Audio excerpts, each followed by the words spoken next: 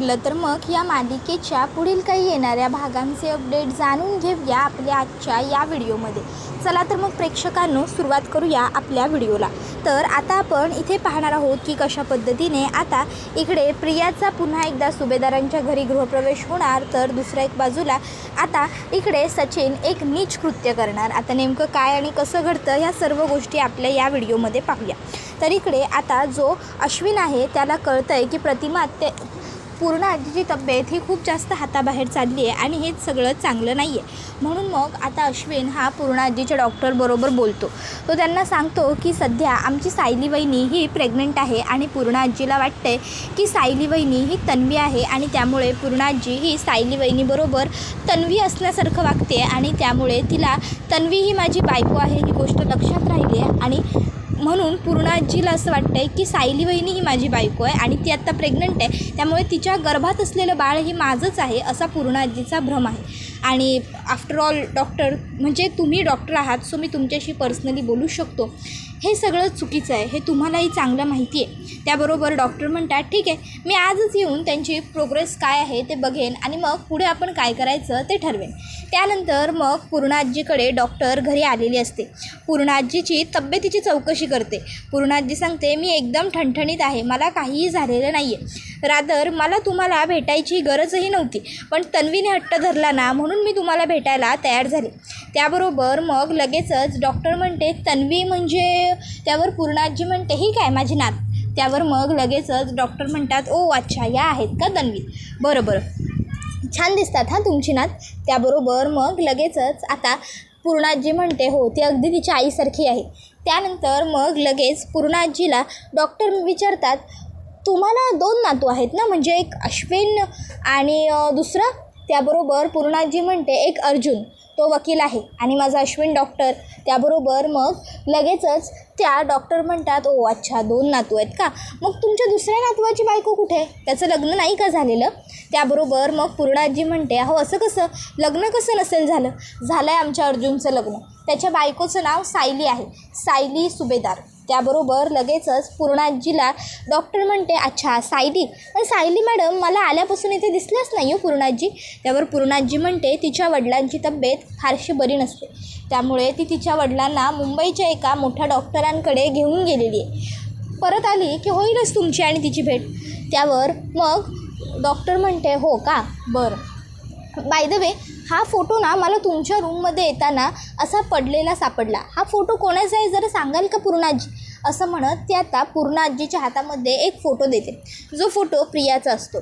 पूर्ण आजी म्हणते अय्या हा फोटो तर आमच्या सायलीचा आहे. अर्जुन सायलीचा फोटो इथे तिथे कसा पडतोय, ती आली तर रागवेल तुझ्यावर. त्याबरोबर इकडे आता अर्जुन हा मनामध्ये विचार करतो याचा अर्थ पूर्ण आजीला ही खोटारडी प्रिया म्हणजे माझी सायली वाटते आहे. तर नाही म्हणजे जर हे असं असेल तर आता प्रियाला ह्या घरामध्ये थोडे दिवस परत आणावंच लागणार, जोर पूर्ण आजीची तब्येत बरी होत नाही कमीत कमी तोवर तरी. कारण जर हे सगळं असंच सुरू राहिलं तर या सगळ्याचा सायलीला खूप जास्त त्रास होतो आहे. सायलीला घरातली सगळी कामं करावी लागत आहेत, त्याचबरोबर पूर्ण आजीबरोबर राहावं लागतं आहे. कमीत कमी जर प्रियाला या घरामध्ये आणलं तर घरातल्या कामांना तरी सायलीच्या हातभार लागेल आणि सायलीला थोडाफार आराम मिळेल. पण त्या प्रियाला पुन्हा या घरात आणायचं म्हटल्यावर स्वतःच्याच घराला स्वतःच्याच हाताने पोखरायला सुरुवात करण्यालायक आहे. पण काय करू, आता काही पर्याय नाही आहे, त्यामुळे मला हे सगळं करावंच लागणार आहे. असो, घरच्या सगळ्यांबरोबर एकदा बोलून घेतो आणि मगच ठरवतो असा विचार करून डॉक्टर निघून गेल्यावर अर्जुन हा मुद्दा सगळ्यांसमोर मांडतो की सायलीची खूप जास्त धावपळ होती आहे, म्हणून आपण प्रियाला बाहेर काढूया. म्हणजे पूर्ण आजीसमोर सायली असली की पूर्ण आजी प्रियालासुद्धा सायली समजून थोडीफार कामं वगैरे सांगेल आणि सायलीवरती भार कमी पडेल.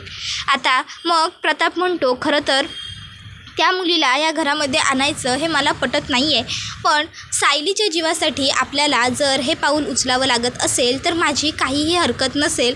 ठीक आहे, आपण एक काम करू, आपण त्या मुलीला सायली म्हणून घरामध्ये परत घेऊन येऊ. त्याबरोबर कल्पना म्हणते तिला आपण सायली म्हणून जरी घरात परत आणलं तरीही सुनेचे कुठलेही म्हणजे मान किंवा सन्मान तिला मिळणार नाहीत, हे तिला आधीच या घरात आणण्याच्या पूर्वीच सांगून ठेवा.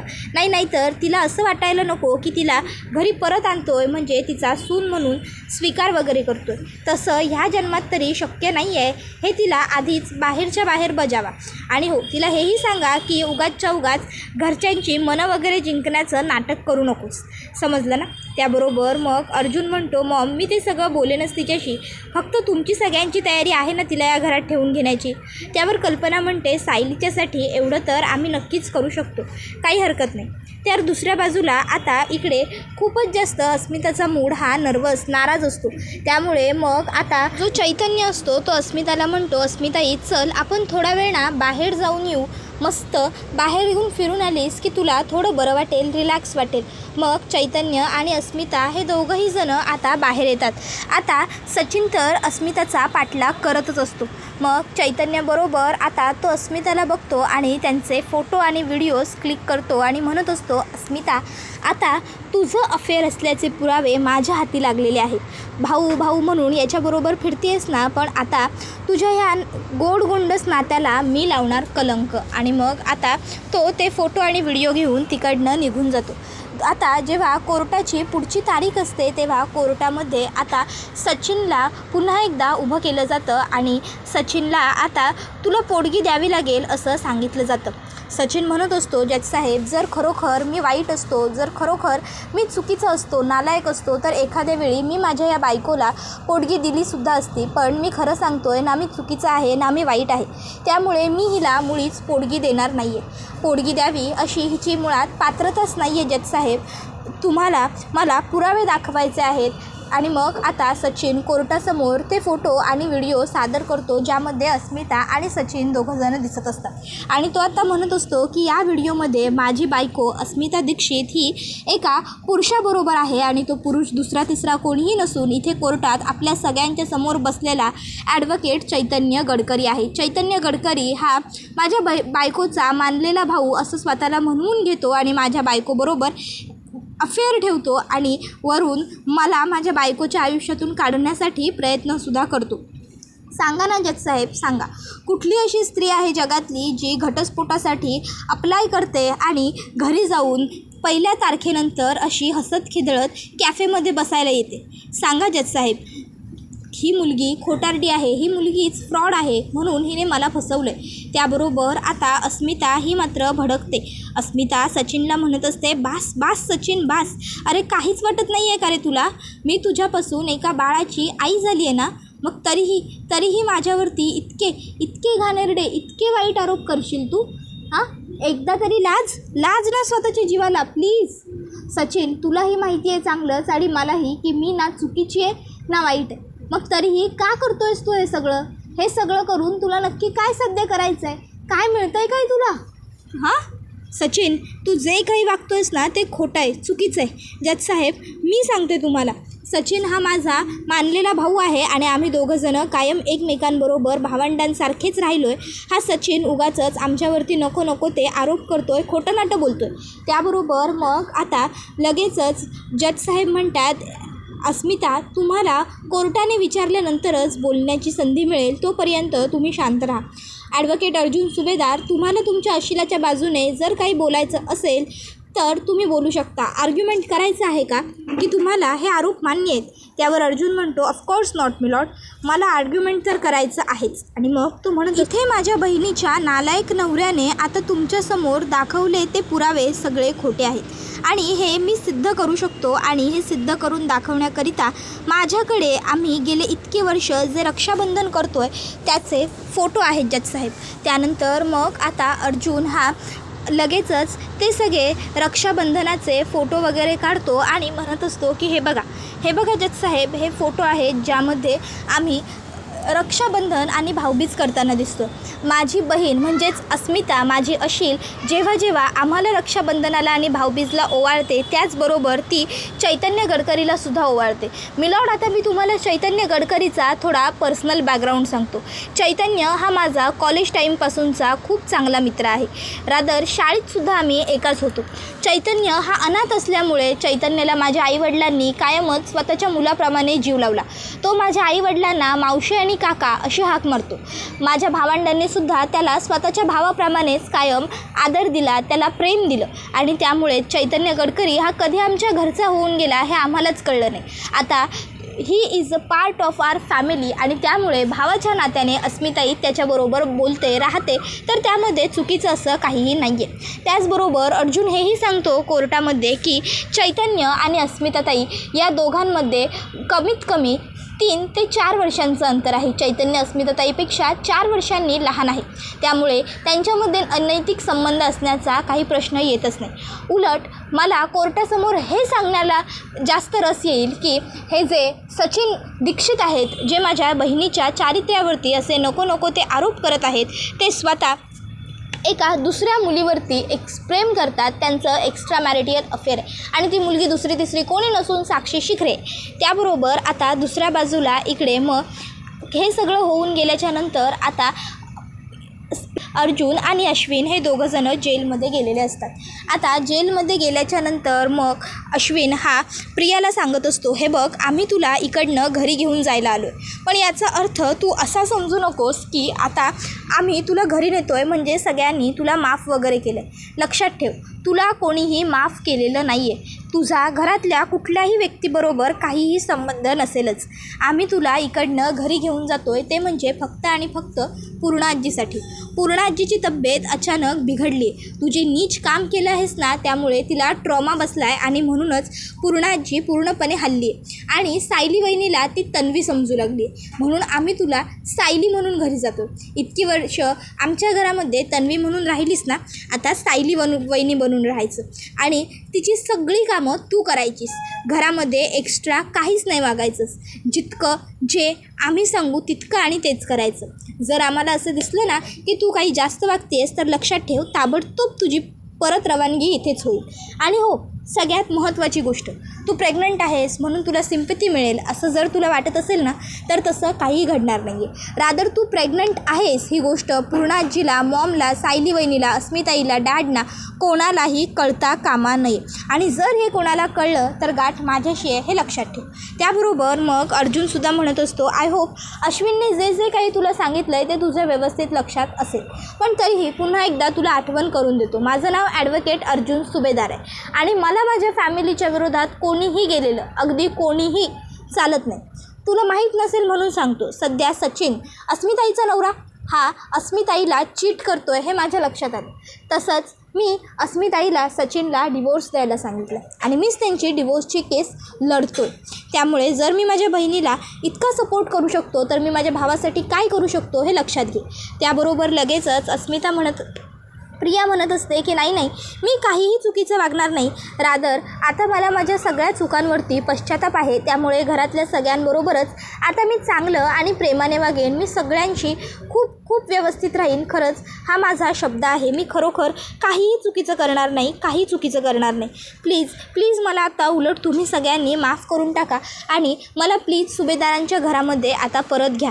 मी खरंच सांगते, मी आता माझ्या चुका सुधारण्याचा प्रयत्न करेन. मी तुम्हाला पुन्हा माझ्यावरती कुठल्याही पद्धतीची शंका घ्यायला जागाच सोडणार नाही. मी एकदम सगळं छान करून दाखवेन, तुम्ही बघतच राहाल.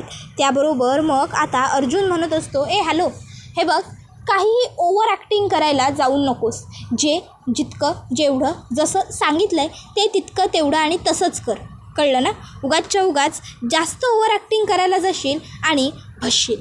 फक्त पूर्ण आजीसमोर चांगलं वाग. एवढं बोलून मग आता प्रियाची कोर्टात जे काही सोडवायची प्रोसिजर असते ती अर्जुन पूर्ण करून घेतो. पोलीस स्टेशनमध्ये सुद्धा जे असतं ते सगळं पूर्ण करतो आणि त्यानंतर मग आता तिला तो घरी घेऊन जातो. त्याबरोबर मग आता ताबडतोब पूर्णाजी जेव्हा सायलीला बघते म्हणजे प्रियाला बघते तेव्हा पूर्णाजीला असं वाटतं की ही तर सायलीच आहे आणि तिला बघून पूर्णाजी खूपच खुश होऊन जाते आणि आता ती म्हणत असते, सायली अगं किती दिवसांपासून मला तुझी आठवण येत होती. बरं मला सांग मधुभाऊंची तब्येत आता कशी आहे? तशीच प्रिया बोलू लागते, मधुभाऊंची तब्येत हो आता बरी आहे, छान, मधुभाऊ एकदम व्यवस्थित आहेत आता. पूर्णाजी मला तुमच्याबद्दल सांगा, तुम्ही कशा आहात, तुमची तब्येत कशी आहे? त्याबरोबर मग लगेचच पूर्णाजी मी सुद्धा मस्त, मी सुद्धा छान असं सांगते. प्रिया आता त्यांच्याबरोबर गोड गोड बोलण्याचं आणखीन जास्त नाटक करते. मनातल्या मनात प्रिया म्हणत असते की मी या म्हातारीबरोबर जर चांगली राहिले आणि या म्हातारीचा जर माझ्यावरती जीव बसला तर आणि तरच फक्त मला सुभेदारांच्या घरातून बाहेर काढण्याची कोणाची हिंमत होऊ शकत नाही.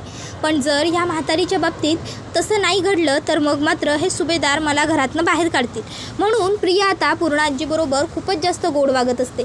तर इकडे हे सगळं काही घरात अश्विनला अजिबातच आवडत नसतं, अर्जुनलाही अजिबात पटत नसतं. प्रताप, कल्पना, सायली, अस्मिता कुणाला म्हणून हे सगळं आवडत नसतं. पण आता कोणाकडे काहीच पर्याय नसतो गप्प राहण्या वाचून, त्यामुळे सगळेच जण गप्प असतात. पण इकडे आता सायली ही प्रेग्नंट असल्यामुळे सायलीला आता त्रास होत असतो. तिला काही खायला प्यायला जमत नसतं, तिला उलटीसारखं वाटत असतं, मळमळत असतं, तिला फोडणीचा वासही सहन होत नसतो, सतत तिला कसं तरी होत असतं. तिचे आता हळूहळू पाय वगैरे दुखायला लागलेले असतात आणि ही सगळी प्रेग्नन्सीचीच लक्षणं आहेत हे प्रियाच्या लक्षात येतं. प्रियाला तर कोणी सांगितलेलं नसतं सायली प्रेग्नंट आहे म्हणून, पण जेव्हा तिला ही सगळी सिम्पटम्स बघून लक्षात येतं की सायली प्रेग्नंट आहे बहुधा, तेव्हा प्रिया विचार करते, अरे देवा, म्हणजे सायली प्रेग्नंट आहे म्हटल्यावर आता सायली ज्या बाळाला जन्म देईल तोच असेल सुभेदारांच्या घरचा वारस. मला एवढे दिवस वाटत होतं की आता मी या सुभेदारांना वंशाचा दिवा वारस देणार म्हणून तरी कमीत कमी हे सुभेदार मला घरात ठेवून घेणार. पण कसलं काय, आता जर सायली प्रेग्नंट आहे आणि सायलीला बाळ होणार आहे तर अर्थात आता या सुभेदारांना माझी कुठल्याच पद्धतीने काहीच गरज नाही आहे. नाही, पण हे असं होऊन चालणार नाही.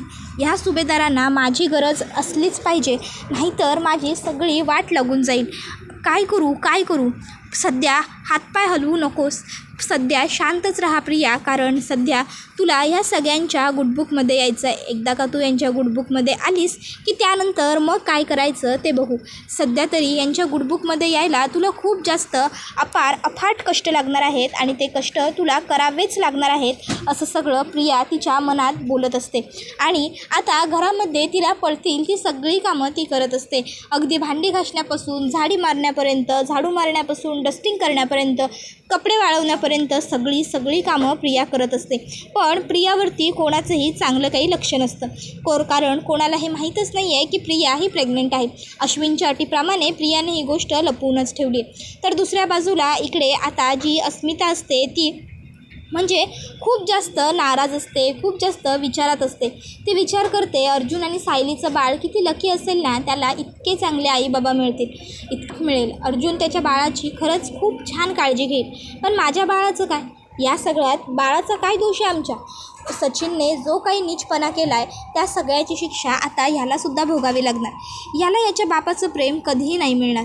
अर्थात माझ्या बाळासाठी मी काहीही करेन, त्याच्यासाठी मी कितीही सुख आणेन आणि काहीही जमवेन, पण शेवटी त्याच्या बाबाचं जे प्रेम आहे ते तर मी त्याला कधीही देऊ शकणार नाही. या सगळ्यामुळे आमचं बाळ खूप सफर करेल. आत्ता तर ते लहान आहे, त्याला काही कळतच नाही आहे, पण जेव्हा पुढे भविष्यात गोष्टी वाढत जातील, त्याची अक्कल मोठी होईल, तेव्हा मात्र त्याला खूप त्रास होईल या सर्व गोष्टींचा. या सर्व गोष्टींमुळे अस्मिता खूप दुखावते. तर दुसऱ्या बाजूला इकडे आता सायली ही गर्भवती असते आणि आता त्यामुळे तिला आता सतत उलट्या होत असतात आणि रात्रभर तिला आता अस्वस्थ वाटत असतं. सायलीला झोपही लागत नसते. त्यावेळी आता अर्जुन तिच्याबरोबर उठतो. सायली अर्जुनला म्हणते, अहो तुम्ही झोपला नाही, तुम्ही जागेच आहात, तुम्ही कशाला उठलात, तुम्ही झोपून घ्या ना. त्याबरोबर अर्जुन म्हणतो, असं कसं, जर तू जागी आहेस तर मी सुद्धा तुझ्याबरोबर जागा राहायला हवं ना. सायली म्हणते, अहो मला झोप येत नाही आहे, प्रेग्नन्सीमुळे अस्वस्थ वाटते, पण तुमचं काय, तुम्ही कशाला जागरण करताय, तुम्ही झोपा की. त्यावर अर्जुन म्हणतो, तू प्रेग्नंट आहेस पण तू माझ्याच बाळाची आई होणार आहेस ना, मग आई त्रास सहन करते तर बाबाने पण त्रास सहन केलाच पाहिजे, चल माझ्याबरोबर खाली चल. अर्जुन म्हणतो. त्यावर सायली म्हणते, कशाला खाली आता, अहो खाली सगळे झोपले. अर्जुन म्हणतो, ओके मग खाली नको, तुलाही खाली जायचा त्रासच होईल, त्यापेक्षा मीच वरती येतो. सायली म्हणते अहो आता कुठे जात आहे. अर्जुन काही न बोलता खाली जातो आणि मस्त 2 कप छान आईस्क्रीमचे घेऊन येतो आणि म्हणतो फ्रीजमध्ये आईस्क्रीम होतं, मस्त एन्जॉय करूया. आणि दोघं नवरा बायको बसून आईस्क्रीम खात असतात. सायली अर्जुनला सांगत असते की तुम्ही बाळाबद्दल जे काही बोलला होतात ना ते ऐकून तर मला पहिली भीतीच वाटली होती. मला वाटलं होतं की तुम्ही कसं सगळं रिॲक्ट व्हाल, तुम्ही सगळं एक्सेप्ट कराल की नाही. त्यावर अर्जुन म्हणतो हे सगळं करणं अवघड जरी असलं तरी आपण दोघं मिळून सगळं व्यवस्थित करू. सायली म्हणते अहो प्रियाला घरी आणून आपण चूक तर केलेली नाही आहे ना. अर्जुन म्हणतो बायको तू सध्या या सर्व गोष्टींचा विचार करू नकोस, तू फक्त स्वतःवर फोकस कर, स्वतःची काळजी घे. तुला त्रास होऊ नये म्हणूनच मी तिला ह्या घरामध्ये फक्त कामं करण्यासाठी आणलेली आहे. त्याबरोबर हे ऐकून मग सायली म्हणते अहो पण. अर्जुन म्हणतो पण नाही काही नाही, आता गप्प बस. त्याबरोबर हा व्हिडिओ इथेच संपतो. व्हिडिओ आवडला असेल तर व्हिडिओला लाईक करा, चॅनलवर नवीन असाल तर चॅनलला सबस्क्राईब करा आणि बेल आयकॉन आठवणीने प्रेस करा. पुढचा व्हिडिओ येईपर्यंत टाटा बाय बाय, धन्यवाद. Take care all of you.